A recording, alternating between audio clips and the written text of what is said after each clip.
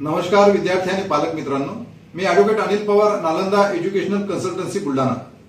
मित्रांनो, आज आपण संपूर्ण महाराष्ट्र राज्यात एकूण एमबीबीएसच्या असलेल्या सीट्स, गव्हर्नमेंट कॉलेजेस, त्याचबरोबर सेमी गव्हर्नमेंट किंवा प्रायव्हेट कॉलेजेस आणि त्याचबरोबर डीम्ड युनिव्हर्सिटीचे कॉलेजेस याबद्दल चर्चा करणार आहोत।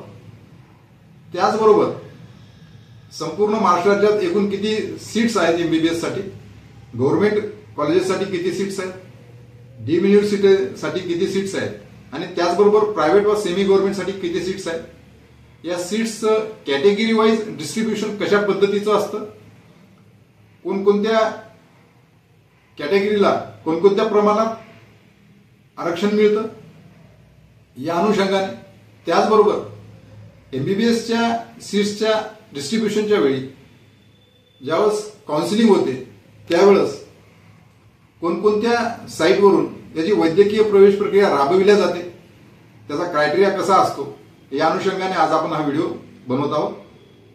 व्हिडिओ हा थोडा मोठा जरी असला तरी तुम्ही काळजीपूर्वक ऐका। संपूर्ण महाराष्ट्र राज्यातील एमबीबीएसची वैद्यकीय प्रवेश प्रक्रिया कशा पद्धतीने राबविल्या जाते त्याबद्दल आपण हा व्हिडिओ तयार केलेला आहे। तर मित्रांनो, महाराष्ट्र राज्यात एकूण वैद्यकीय कॉलेजेस जे आहेत ते 80 वैद्यकीय कॉलेजेस आहेत, ज्यामध्ये 43 कॉलेजेस हे गव्हर्नमेंट कॉलेजेस आहेत, 22 ते 23 कॉलेजेस जे आहेत हे सेमी गव्हर्नमेंट व ज्याला आपण प्रायव्हेट कॉलेजेस म्हणतो हे आहेत आणि डीम्ड युनिव्हर्सिटी जवळपास 13 ते 14 कॉलेजेस आहेत। अशी एकूण 80 महाविद्यालय, वैद्यकीय महाविद्यालय महाराष्ट्रामध्ये आहेत। यापैकी जे शासकीय वैद्यकीय महाविद्यालय आहेत जे 43 आहेत, त्यामध्ये एकूण 6125 सीट्स या एमबीबीएस साठी राखीव असतात।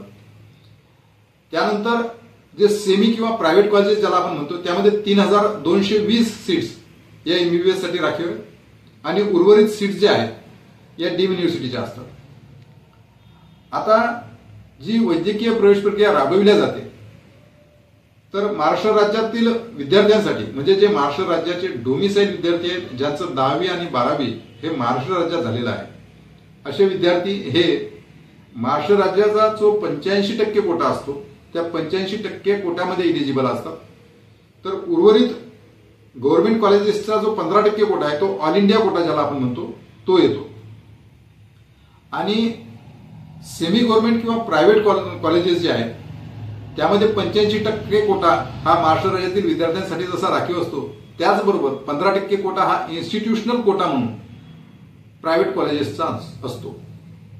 तर ही जी प्रक्रिया राबविली जाते ही काउन्सिलिंग ही 2 प्रकारे राबविली जाते। महाराष्ट्र राज्यात ही प्रक्रिया जो स्टेट कोटा आहे ही प्रक्रिया सीईटी सेलच्या माध्यमातून स्टेट गव्हर्नमेंटच्या द्वारे राबविली जाते, ज्यामध्ये या 85% सीट्स मग त्या गव्हर्नमेंटच्या असतील किंवा सेमी गव्हर्नमेंट किंवा प्रायव्हेट कॉलेजेस असतील, याच्या संपूर्ण 85% जागा या राज्य सरकारच्या माध्यमातून सीईटी सेलच्या माध्यमातून स्टेट गव्हर्नमेंटकडून भरल्या जातात। दुसरा जो कोटा आहे ऑल इंडिया कोटा, तर त्या ऑल इंडिया कोट्याची जी प्रक्रिया आहे ही सेंट्रल गव्हर्नमेंटच्या माध्यमातून राबविली जाते, की जी एमसीसीच्या वेबसाईटवरून राबविली जाते, ज्यामध्ये 15% कोटा येतो। आता या 15% कोट्यामध्ये एम्स नागपूर आणि एएफएमसी पुणे हे जरी महाराष्ट्र राज्यातील कॉलेज असले तर या एएफएमसी पुणे या कॉलेजच्या 150 सीट्स, त्याचबरोबर all India institute of medical science Nagpur या कॉलेजच्या 125 सीट या सेंट्रल गव्हर्नमेंटद्वारे एमसीसीच्या वेबसाईटवरून भरल्या जातात। त्याचबरोबर डीमचे जे 13 ते 14 कॉलेजेस आहेत, मग त्यामध्ये भारती विद्यापीठ असेल, डी.वाय. पाटील इन्स्टिट्यूट असेल, महात्मा गांधी मिशन इन्स्टिट्यूट असेल, तसेच दत्ता मेघे इन्स्टिट्यूट असेल, सिम्बॉयसिस असेल किंवा कृष्णा इन्स्टिट्यूट असेल कराडचं, या प्रकारचे डीमचे जे 13 ते 14 कॉलेजेस आहेत या, त्याचबरोबर एम्स आणि एएफएमसी आणि सेंट्रल युनिव्हर्सिटीचे जे काही कॉलेजेस आहेत या संपूर्ण प्रक्रिया ही एमसीसीच्या वेबसाईटवरून भरल्या जाते, म्हणजे या संपूर्ण जागा या एमसीसीच्याच साईटवरून भरल्या जातात।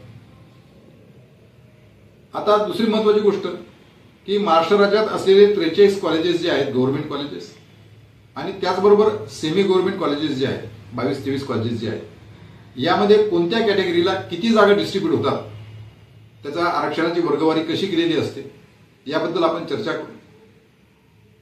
डीम कॉलेजेसच्या अनुषंगाने आपण एक वेगळा व्हिडिओ यानंतर अपलोड करणार आहोतच, परंतु आज आपण गव्हर्नमेंट आणि प्रायव्हेट कॉलेजेस जे आहेत त्यामध्ये जे डिस्ट्रीब्युशन होते सीट्सचं त्या अनुषंगाने आज आपण चर्चा करतोय. तर महाराष्ट्र राज्यात ज्या जागा आहेत गव्हर्नमेंट कॉलेजेसच्या 6125, त्याच्यामध्ये जो 85% कोटा येतो त्या 85% कोट्यामध्ये जवळपास 5206 सीट्स येतात. त्याचबरोबर जो ऑल इंडिया कोटा आहे त्या ऑल इंडिया कोट्यामध्ये 918 जागा या एमसीसीच्या वेबसाईटवरून भरल्या जातात. आता गव्हर्नमेंट कॉलेजेसला ज्या जागा आहेत तर त्या जागा कोणत्या कॅटेगरीला किती प्रमाणात मिळतात याचा आपण तपशीलवार पाहूया. ओपन या कॅटेगरीसाठी गव्हर्नमेंट कॉलेजेसमध्ये 1562 सीट्स या उपलब्ध आहेत. ओबीसी या कॅटेगरीच्या विद्यार्थ्यांसाठी 989 जागा असतात. तर ईडब्ल्यूएस या कॅटेगरीसाठी 520, एससीबीसी या कॅटेगरीसाठी 520, तसेच व्हीजेडीटी 156, एनटीबी 130, एनटीसी 182, तसेच एनटीडी 104, शेड्यूल कास्ट यांच्या 677 आणि शेड्यूल ट्राईब यांच्या 364 जागा. अशा प्रकारे गव्हर्नमेंट कॉलेजेसमध्ये ज्या सीट्स आहेत 5206 ज्या जागा आहेत त्याचं डिस्ट्रीब्युशन केलेलं आहे. आणि उर्वरित ज्या 918 जागा आहेत त्या ऑल इंडिया कोट्यामार्फत भरल्या जातात. त्याचबरोबर प्रायव्हेट कॉलेजेस जे आहेत त्याच्यामध्ये ज्या 3220 जागा आहेत त्यामध्ये ओपन कॅटेगरीला 1610 सीट्स मिळतात.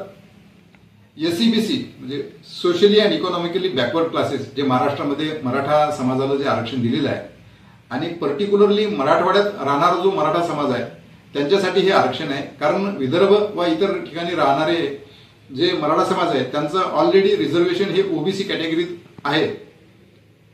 त्यांना 10%, शेड्यूल कास्ट 10% आरक्षण एससीबीसीला म्हणजे त्यांच्या 322 जागा येतात.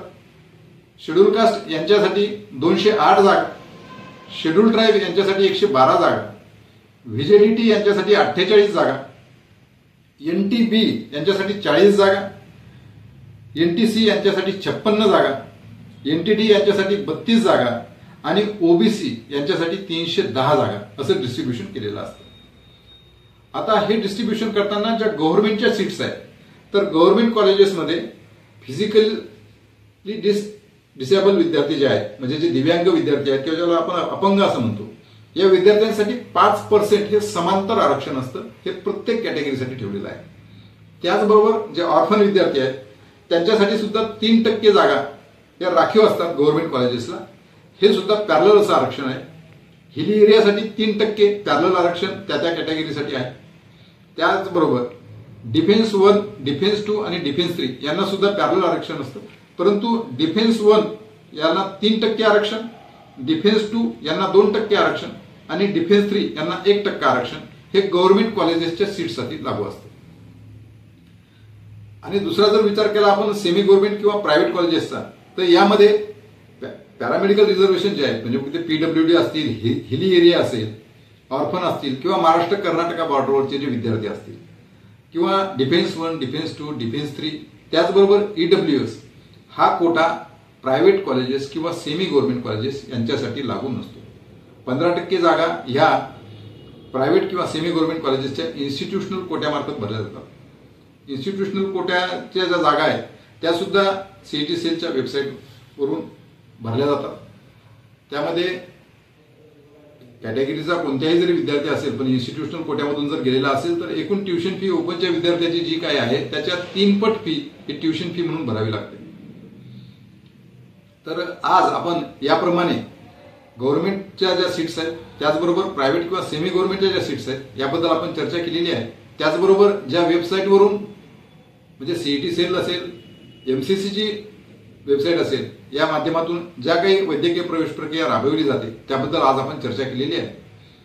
याच प्रकारचे माहिती व अपडेट्स आपणास वेळोवेळी मिळत राहावी म्हणून चॅनलला जर नवीन असाल तर चॅनलला लाईक आणि सबस्क्राईब करा.